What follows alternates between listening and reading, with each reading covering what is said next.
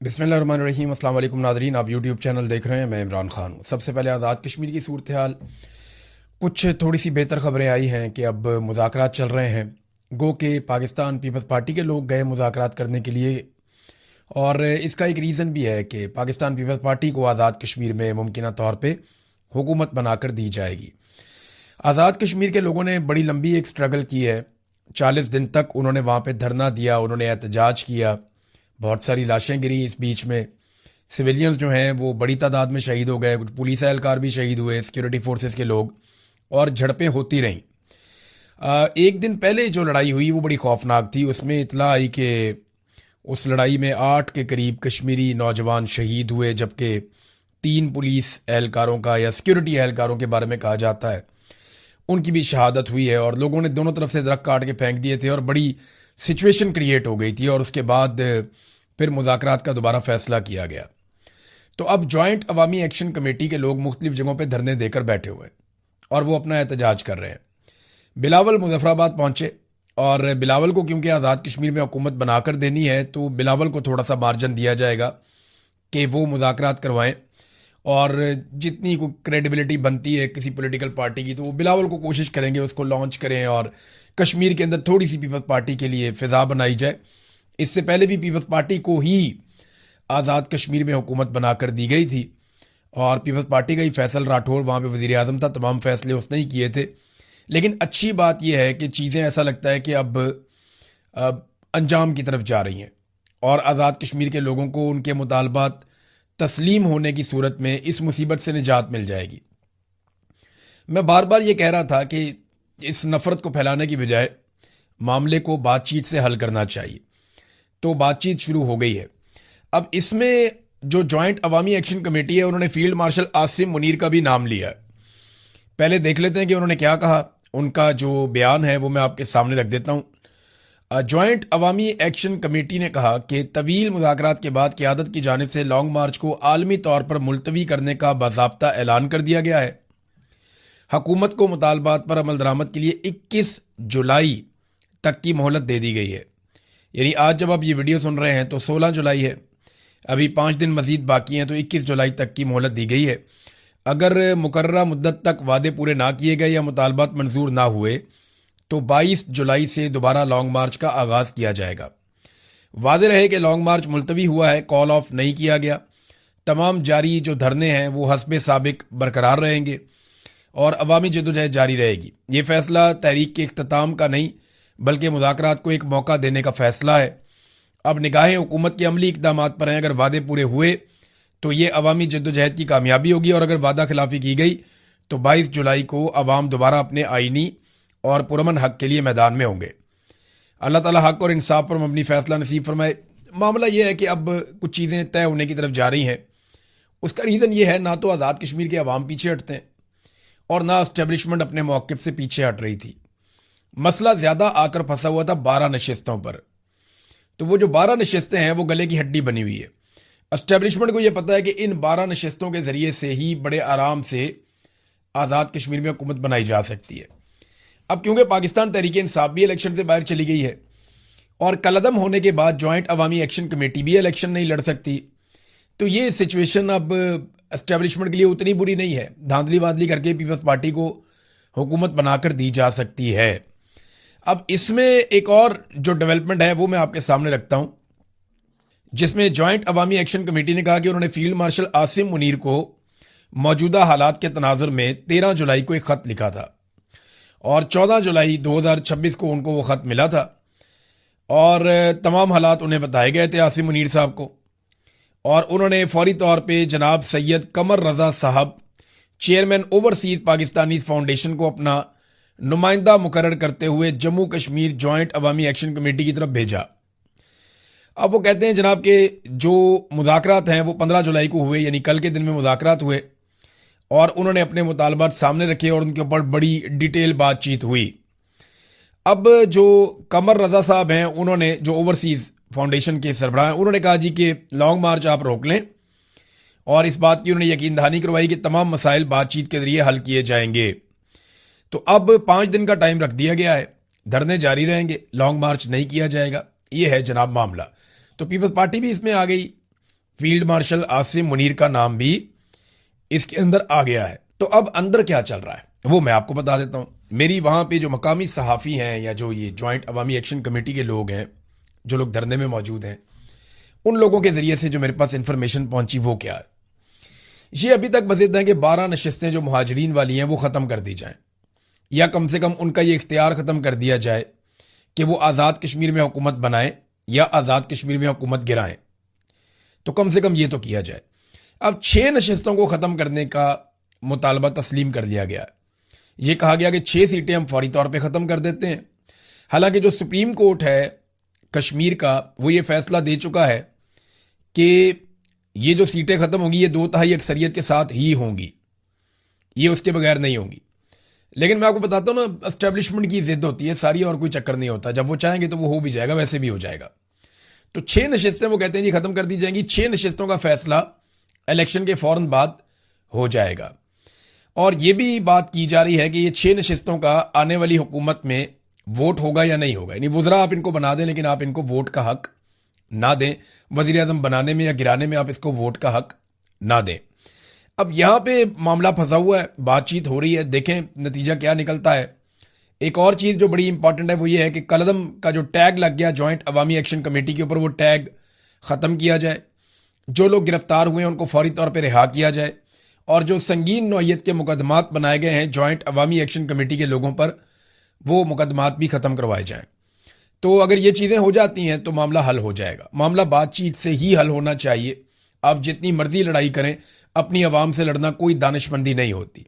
बातचीत करें, मामले को हल करें, लोगों को उनके घरों में भेजें, कारोबारी ज़िंदगी जो है मामूल के मुताबिक लाएं। अब जॉइंट अवामी एक्शन कमेटी की एक रिस्पॉन्सिबिलिटी है मेरी नज़र में। मुझे नहीं लगता कि मुझे आइडिया नहीं है कि वो क्या करेंगे इसके बारे में, लेकिन मेरी नज़र में उन्हें एक डिमांड रखनी चाहिए कि इलेक्शन को थोड़ा सा डिले करें, थोड़ा सा इलेक्शन को आगे ले जाएं, और वो अपनी जमात को बाकायदा एक पॉलिटिकल पार्टी के तौर पे इन इंतखाबात में उतारें। जितनी जॉइंट अवामी एक्शन कमेटी की इस वक्त मकबूलियत है, जितने वो ताकतवर हैं आज़ाद कश्मीर में, उन्हें शिकस्त देना बाकी पॉलिटिकल पार्टीज के लिए शायद मुमकिन नहीं होगा। तो बजाय इसके कि बाकियों की मिन्नतें करते रहें, उनके तरले करते रहें, बार बार सड़कों पर आकर बैठते रहें, मुतालबात करते रहें, टाइम ज़ाया करते रहें अपना भी लोगों का भी, इससे बहुत बेहतर है कि ये जो जॉइंट अवामी एक्शन कमेटी के लोग हैं आम कश्मीरी, वो इलेक्शन लड़ लें, और वहाँ तो पैसा भी नहीं लगेगा। आम कश्मीरी इलेक्शन लड़ें, पॉलिटिकल पार्टियों को शिकस्त दें, अपनी हुकूमत बनाएं, और अपनी हुकूमत बनाने के बाद आज़ाद कश्मीर के वो तमाम फैसले जो वो करवाना चाहते हैं वो खुद करें। मेरे ख्याल में ये होना चाहिए। 2 महीने का टाइम मांग लें इलेक्शन में, कोई बात नहीं, इलेक्शन थोड़ा आगे चला गया, पहले भी इलेक्शन आगे जाते रहे हैं, तो अगर इलेक्शन 2 महीने 3 महीने आगे भी चला जाएगा कोई फ़र्क नहीं पड़ेगा। अपनी जमात को लेकर आए इलेक्शन के, और अगर उनके लोगों ने कागजात नामजदगी जमा करवाए हुए हैं ऑलरेडी जॉइंट अवामी एक्शन कमेटी ने, तो फिर वो इलेक्शन लड़ भी सकते हैं, और वो इलेक्शन लड़ें, फिर भी लड़ें, लेकिन इलेक्शन ज़रूर लड़ें और मैदान को खाली ना छोड़ें। जॉइंट अवामी एक्शन कमेटी अगर आवाम की आवाज़ उठा रही है तो उसका सबसे बेहतरीन तरीका यह है कि वो अपने आप को पार्लियामेंट के अंदर लेकर जाए और वहाँ बैठकर आवाम की आवाज़ उठाए, चाहे वो अपोजिशन में हो चाहे वो हुकूमत में हो। तो ये मेरी गुजारिश है जॉइंट अवामी एक्शन कमेटी से। बहरहाल वो अपना फैसला खुद ही करेंगे। नादरीन, फजलुर रहमान साहब जो हैं वो एक इनकलाबी रहनुमा के तौर पे सामने आ रहे हैं या आना चाहते हैं। हकीकत क्या है ये तो अल्लाह रब्बुल इज़्ज़त ही जानता है, दिलों की बात तो हम नहीं कर सकते, लेकिन ट्रैक रिकॉर्ड हम जानते हैं। फजलुर रहमान साहब जिस वक्त रिजीम चेंज ऑपरेशन के सबसे बड़े आलाकार बने हुए थे, जब फजलुर रहमान साहब जर्नैलों के कहने के ऊपर इमरान खान साहब की सरकार को गिरा रहे थे और एक जाली हुकूमत जो इंपोर्टेड सरकार है उसको लाकर मुसल्लत कर रहे थे, जिसमें अमेरिका का आशीर्वाद भी हासिल था इनको, तो उस वक्त भी फजलुर रहमान साहब एंटी एस्टेब्लिशमेंट बातें करते थे। उस वक्त भी फजलुर रहमान साहब ऐसी तकारीर किया करते थे जिससे ऐसा लगता था कि शायद फजलुर रहमान साहब इनकलाबी हैं, ताकि अवामी तायीद या अवामी हमायत उनके साथ रहे। तो अब हम नहीं जानते कि फजलुर रहमान साहब वाकई इनकलाबी हो गए हैं या एक नया खेल खेला जा रहा है।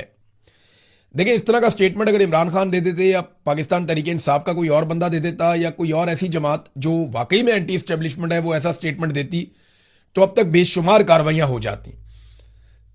लेकिन फजलुर रहमान और उनके लोग डटे हुए हैं।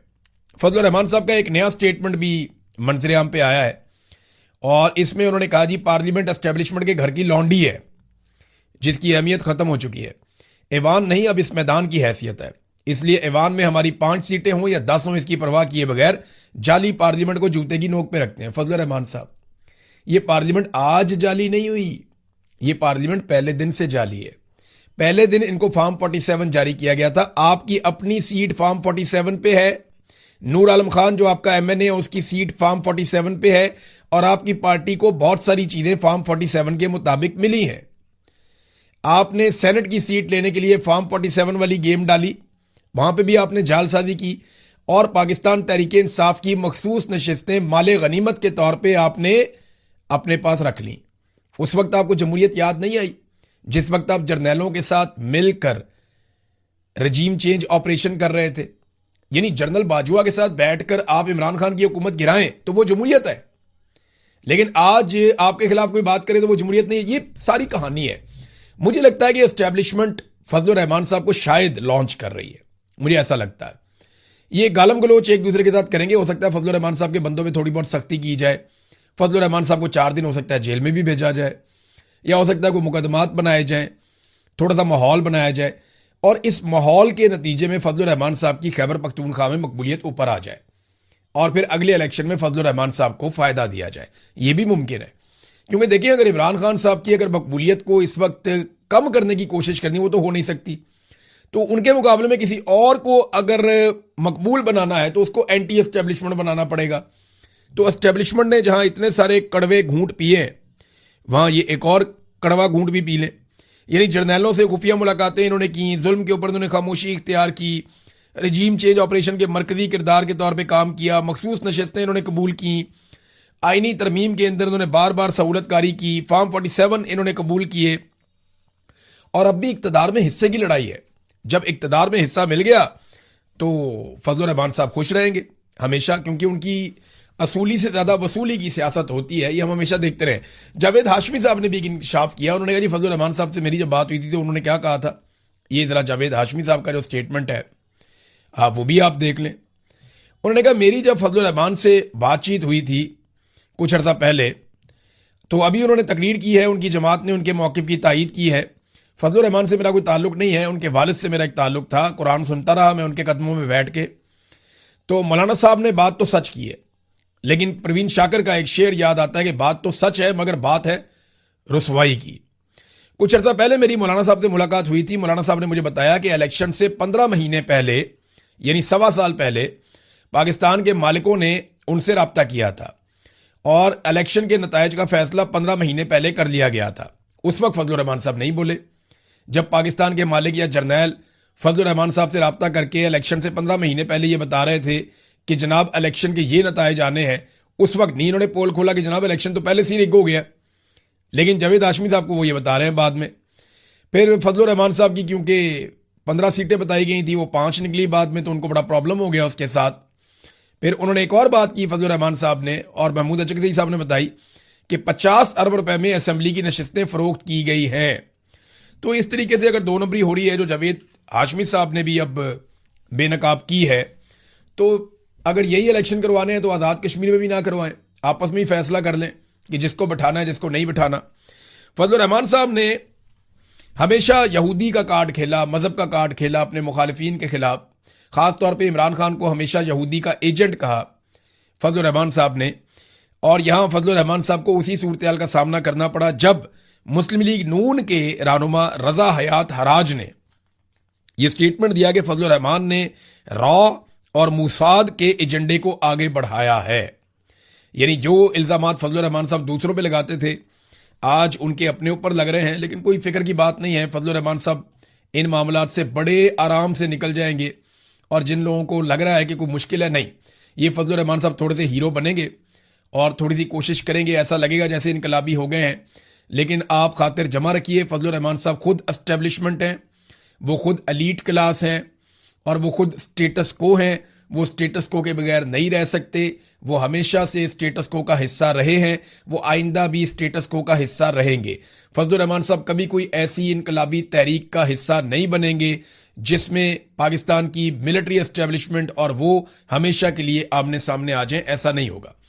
ناظرین، بلوچستان کی صورتحال میں آپ کو بتا رہا ہوں، فضل الرحمان صاحب کے ایک جملے پہ سب کو بہت غصہ ہے کہ وہ شہداء کی بات فضل الرحمان نے کی لیکن کیا فضل الرحمان کے اس جملے نے شہداء کی زیادہ تذلیل کی ہے، یا جو شہداء کی لاشیں اس وقت ایک ہفتے سے بلوچستان میں سڑک پہ پڑی ہوئی ہیں وہ زیادہ توہین ہوئی ہے لاشوں کی؟ مجھے بتائیں نا، شہداء کی بڑی توہین کہاں پہ ہوئی؟ فضل الرحمان کے ایک جملے نے شہداء کی زیادہ توہین کی ہے، یا 30 لاشیں جو کوئٹہ میں سڑکوں پہ رکھی ہوئی ہیں اور وہاں پہ متاثرین بیٹھے ہوئے ہیں پچھلے ایک ہفتے سے، وہ لاشیں دفنائی نہیں جا رہی، شہداء کی زیادہ توہین وہاں پہ ہو رہی ہے؟ پہاڑ پہ لاشیں پڑی ہوئی تھی، اٹھانے کے لیے کوئی نہیں جا رہا تھا، وہ شہداء کی توہین نہیں ہو رہی تھی کہ شہداء کی لاشیں پہاڑ پہ پڑی ہوئی ہیں، اٹھانے کوئی نہیں جا رہا؟ پھر لوگوں نے کرایہ کر کے وہاں سے ٹرک اور پک اپس یہ حاصل کی، مزدوروں کو لے کر گئے، وہاں سے لاشیں اٹھا کر اپنی مدد آپ کے تحت لے کر آئے، وہ شہداء کی توہین نہیں تھی؟ تو بلوچستان کے شہداء کے بارے میں کوئی بات کیوں نہیں کرتا؟ جو لوگ روزانہ پرائم ٹائم کے اندر کئی پروگرام کر رہے ہیں فضل الرحمان صاحب کے بارے میں کہ انہوں نے ایک جملہ بول دیا، وہ لوگ بلوچستان میں پڑی ہوئی لاشوں پہ بات کیوں نہیں کر رہے؟ فضل الرحمان کو بعد میں ہیرو بنا لینا بھائی، وہ جو قوم کے ہیرو جن کو دفن ہونا ہے ان کی پہلے بات کر لو تھوڑی سی، کہ ان کی لاشیں پڑی ہوئی ہیں سڑکوں کے اوپر، ان کے بارے میں بات ہی کوئی نہیں کرتا اور بات کرنے کو تیار بھی کوئی نہیں ہے۔ اب یہ BBC کی خبر کے مطابق بلوچستان ہرنائی سے 4 سیکیورٹی اہلکاروں کی